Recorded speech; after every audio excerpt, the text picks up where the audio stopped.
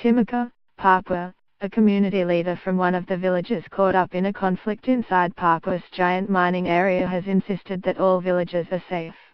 Authorities had claimed an armed criminal group was preventing villagers from entering or leaving 2 villages in the mining area of Tembagapura, with military chief Gatot Ermitio at one point even suggesting they were holding civilians hostage.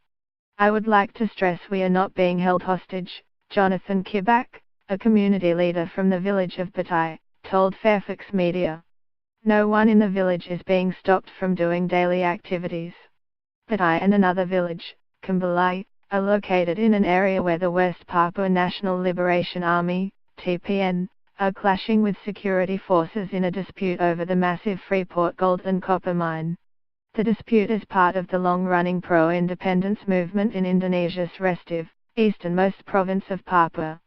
The group sees the lucrative Grasberg mine as the primary reason why Indonesia acquired Papua, after a widely discredited ballot for independence in which only a handful of the local population were allowed to vote. The mine is majority owned by U.S. mining giant Freeport-McMoRan, Indonesia's largest taxpayer. Batai has a population of about 1,000, including both native Papuans and Indonesians from other parts of the archipelago.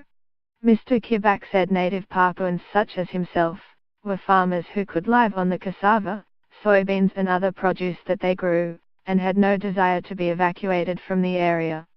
However, he said they were scared the military and police might mistake them for members of the West Papua National Liberation Army.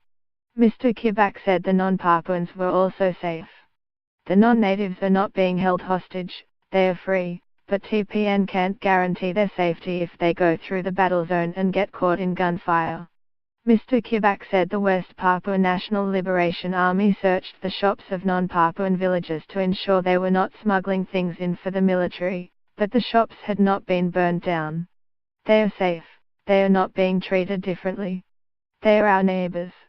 Mr. Kibak met with Fairfax Media in the town of Timaka, about 64 kilometers from the conflict zone in Tembagapura, after he had walked through the jungle and then hitched a ride in a Freeport helicopter on November the 2nd.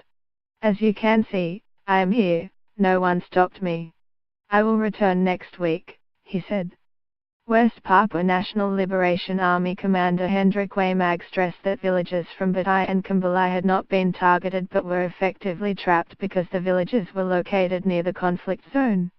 He said the native Papuans did not want to be evacuated, but he was discussing how to allow the non-natives access to leave the villages. "I am still considering how to get them out of here," he told Fairfax Media by phone. "Then, if I get them out, I have to consider what the TNI, military, and police will then do against the native Papuans."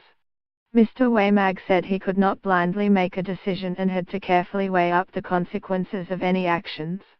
"I don't want any lives lost, I don't want anybody from the community to fall victim," he said.